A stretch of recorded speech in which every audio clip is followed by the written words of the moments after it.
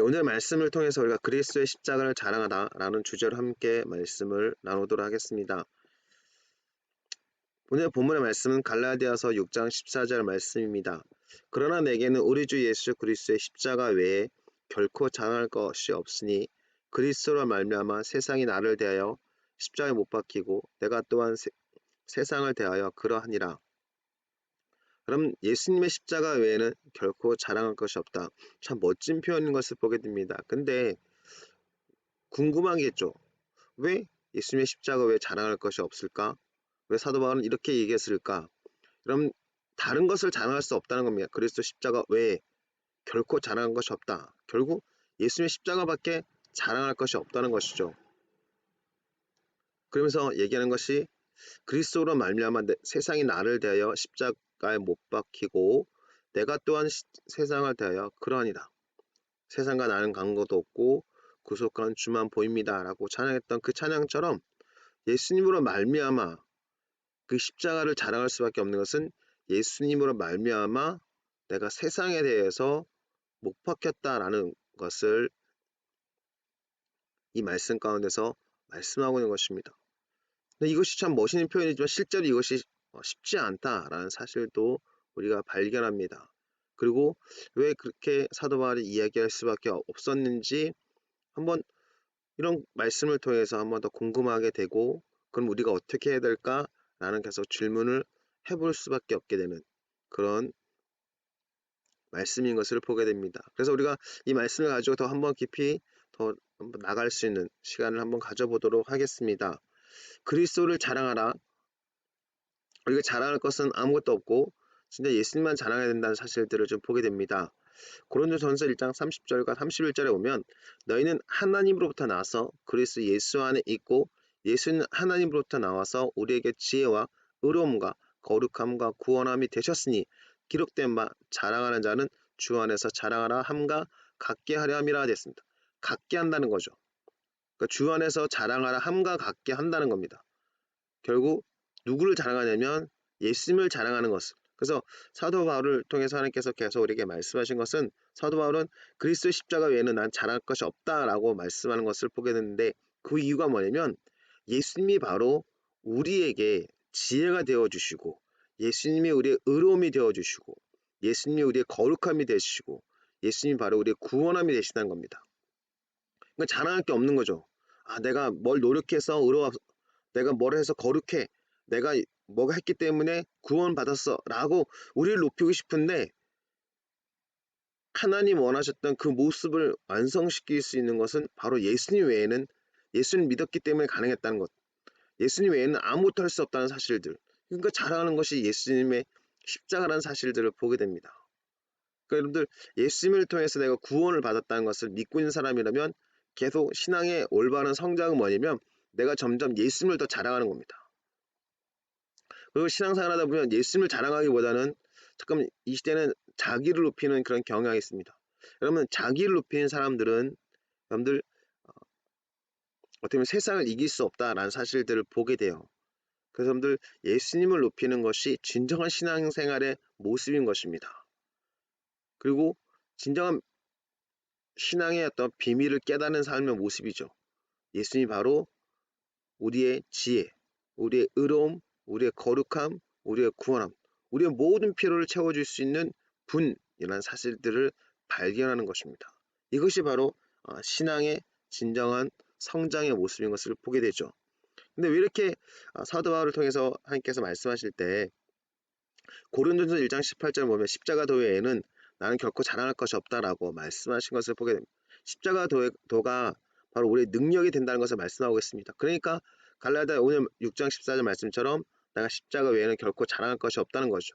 그리고 열심의 십자가는 결국 또한 능력이 된다라는 사실들, 우리 삶의 능력, 우리의 모든 필요를 채워주신 것은 바로 십자가를 통한 하나님의 사랑 속에서 하나님의 은혜 가운데 있다는 사실들을 우리가 발견하게 된다는 것입니다. 하나님을 마음에 두기 싫어하는 사람들의 특징이 있습니다. 로마서의 말씀인데요. 또한 그들이 마음에 하나님 두기를 싫어하며 하나님께서 그들을 그 상실한 마음대로 내버려 두사 합당하지 못한 일을 하게 하셨으니 로마서 1장 28절에 보면 하나님을 마음에 두기 싫어한다는 겁니다. 하나님을 마음에 두기 싫어한다. 결국 하나님을 가까이 하지 않는다라는 의미가 있겠죠. 하나님을 멀리한다는 것입니다. 그럼 하나님을 멀리하는 사람의 특징이 뭐냐면 곧 모든 불의, 추악, 탐욕, 악의가 가득한 자, 시기, 살인, 분쟁, 사기, 악독이 가득한 자요, 수군수군하는 자요, 비방하는 자요, 하나님께서 미워하시는 자요, 능욕하는 자요, 교만한 자요, 자랑하는 자요, 악을 도모하는 자요, 부모를 거역하는 자요, 우매한 자요, 배약한 자요, 무정한 자요, 무자비한 자라. 그럼 여기서 보면 자랑하는 자가 나옵니다. 자랑하는 것이 하나님 마음에 두기 싫어하는 사람의 모습 가운데 하는데 결국 이 자랑한다는 것은 무엇을 자랑하겠습니까? 자신을 자랑하는 거예요. 자신을 높이는 겁니다. 이런 사람들은 하나님을 마음에 두기 싫어한다는 겁니다. 사람 자기를 높이는 순간 결국 하나님이 나와 함께하는 것을 난 지금 싫어하는 사람입니다. 내가 어떤 사람인지 알아? 내가 어떤 능력이 많은지 알아? 내가 얼마나 대단한지 알아? 자기를 자랑하고 싶은 그 욕구가 있을 때마다 우리가 생각해야 될 것은 내가 예수를 영접했는데 예수를 믿고 내가 구원받았는데 내가 예수님과 함께함으로 말미암아 내게 능력 주시냐서 내가 모든 것을 할 수 있는데 예수님을 믿음으로 말미암아 내가 죄사함을 받았는데 내가 자랑할 것이 예수님밖에 없는데 왜 나를 높이려 하지? 내 신앙생활을 자랑하려 하지? 결국 우리가 하나님을 마음에 두기 싫어하는 모습을 갖고 있다는 사실들. 아, 내가 하나님을 진짜 모시고 있는가? 그래서 여러분들 요한계시록 3장에 보면 라오디아 교회 특징을 보면 자칭 부자죠. 자기 스스로는 잘났다 하는 겁니다. 그런데 예수님이 그 마음에 안 계시죠. 그렇기 때문에 예수님께서 그들에게 계속 말씀하신 것이 뭐냐면 회개하라고 말씀하신 거죠. 열심을 내라라고 말씀하신 것을 보게 됩니다. 그럼 신앙생활에 있어서 예수님을 문 밖에 두고 자기를 높이는 사람들의 모습을 우리는 보게 됩니다. 그것이 하나님의 마음을 이해하지 못하고 자기 마음에 하나님을 두기 싫어하는 자의 모습 가운데 하나인 것을 우리가 보게 되는 것입니다. 로마서 1장 32절 그 다음 절 말씀에 보면 그들이 이 같은 일을 행하는 자는 사형에 해당한다고 하나님께서 정하신 걸 알고도 자기들만 행할 뿐 아니라 또한 그런 일을 행하는 자들을 옳다 하니라 됐습니다. 자, 하나님께서 정하심을 안다라는 것은 결국 그것을 아는 사람들은 누구냐면 유대인이라고 우리가 볼 수 있습니다. 근데도 불구하고 자기들만 그렇게 행할 뿐만 아니라 그런 일을 행한 자들을 옳다는 겁니다. 그때 당시에 유대인들, 바리새인이라든가 이런 사람들은 이런 자기를 막 높이려 했다는 것입니다. 자기를 자랑하려 했다는 것을 보게 되죠. 근데 이것이 사형에 해당되는 그런 모습인 것을 보게 됩니다. 자기 중심적인 신앙은 사형에 해당된다는 것이죠. 육적인 사형을 얘기하는 것이 아니라 영적인 어떤 죽음을 얘기하는 것을 보게 됩니다. 결국 하나님과 동행할 수 없는 삶, 하나님께서 함께할 수 없는 자의 모습인 것을 우리가 보게 되는 거죠. 그리고 이것은 영원한 죽음을 경험하는 그런 삶의 모습인 겁니다. 내가 인생 가운데서 이런 삶을 살면 영원한 죽음을 영생이라고 하는 하나님의 축복보다는 영원한 죽음을 경험하게 되는 것입니다. 그렇기 때문에 우리 신앙생활 가운데서 계속 점검해야 될 것이 뭐냐면 예수님께서 나와 함께 하시는가, 예수님이 내 마음 가운데서 나와 동행하시는가, 이것을 우리가 계속적으로 생각하면서 신앙생활을 또한 삶을 살아야 될 필요가 있는 것을 보게 됩니다.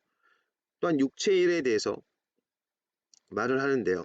육체의 일은 분명하니 곧 음행과 더러운 것과 호색과 우상숭배와 주술과 온수 맺는 것과 분쟁과 시기와 분냄과 당짓는 것과 분열함과 이단과 투기와 술 취함과 방탕함과 또 그와 같은 것들이라. 전에 너에게 경계한 것 같이 경계하노니 이런 일을 하는 자들은 하나님 나라를 유업으로 받지 못할 것이요. 이런 사람들은 천국에 들어갈 수 없다는 거죠. 천국을 유업을 받지 못한다는 겁니다. 근데 육체의 일을 보면 아까 우리가 하나님을 마음에 두기 싫은 삶의 모습과 비슷한 모습들, 거의 동일한 모습인 것을 보게 되죠. 여러분들 이 모습을 보십시오. 이 모습 속에서 우리가 하나님 나라를 천국 갈 거야, 예수 믿으니까 나 천국 갈 거야 라고 우리가 고백하는데 그 예수를 믿는 삶이 무엇인지를 한번 생각해야 된다는 것입니다. 내 마음대로 살고 내가 나를 자랑하고 시기하고 분내고 이런 당짓고 분열하고 이런 모습을 갖고 있다면 예수님이 내 안에 계시는 것들을 놓쳐버리고 있는 모습은 아닌지, 내가 예수를 영접했다 하면서 예수 믿고 구원받는다라고 말하면서 진정한 신앙생활을 하지 못하고 있는 것은 아닌지 한번 우리가 생각해야 될 필요가 있는 것입니다. 그래서 우리가 해야 될 것이 뭐냐면 사도 바울이 전에 우리도 이렇게 행했다라고 고백하면서 계속적으로 추구해 나가야 될 방향성들을 편지하는 내용을 보게 되는데요. 에베소 2장 3절을 보면 전에는 우리도 다 그 가운데서 우리의 육체의 욕심을 따라 지내며 육체와 마음이 원하는 것을 하여 다른 이들과 같이 본질상 진노의 자녀이었더니 됐습니다. 우리도라고 됐습니다. 위대한 사도가 그랬던 삶이에요 라고 한다면 우리에게 참 많은 위로가 되는 걸 보게 됩니다. 사도 바울은 전에 우리가 그렇게 살았다는 거죠. 육체의 욕심을 따라 지내고 육체와 마음이 원하는 것을 했던 사람이었다는 겁니다. 그래서 본질상 진노의 자녀였지만 긍휼이 풍성하신 하나님이 우리를 사랑하신 그 큰 사랑을 인하여 허물로 죽은 우리를 그리스도와 함께 살리셨고 허물로 죽었다는 겁니다. 그래서 육체의 일, 여러분들 하나님을 마음에 두기 싫어하는 삶의 모습은 결국 허물로 죽은 모습인 걸 보게 돼요. 죽은 자의 모습이죠. 한번 썩은 데가 풍풍 풀릴 수밖에 없는 시체와 같다는 것을 얘기하는 겁니다. 근데 그랬던 우리가 예수님을 통해서 다시 살았다, 부활을 경험했다는 겁니다.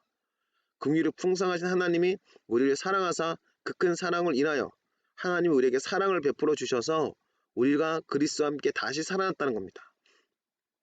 죽었다는 거죠. 죽었던 내가 다시 사는 겁니다. 한마디로 해서 이제 인생 끝났습니다. 이제 며칠밖에 우리가 살 수 없습니다라는 어떤 사망 선고가 내려졌고 이제 끝났다라고 했던 어떤 삶 속에서 놀라운 기적이 나타나서 치유가 되고 변화된 삶을 살았던 사람들, 얼마나 큰 그 삶을 감사하게 여기고 또 그 삶에 대해서 소중하게 여기겠습니까?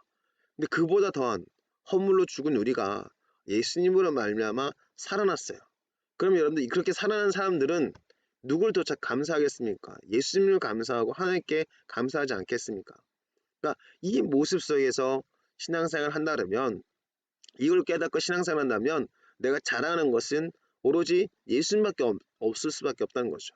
그분이 나를 살리셨고 그분이 나를 주장하셨기 때문에 내가 하나님의 자녀가 된 것을 고백할 수밖에 없다는 겁니다. 그래서 여러분들 에베소 2장 6절부터 7절에 보면 또 함께 일으키사 그리스도 예수 안에서 함께 하늘에 앉히시니 이는 그리스도 예수 안에서 우리에게 자비하심으로써 그 은혜의 지극히 풍성함을 오는 여러 세대에 나타내려 하심이라 했습니다. 은혜의 지극히 풍성함입니다. 은혜의 풍성함.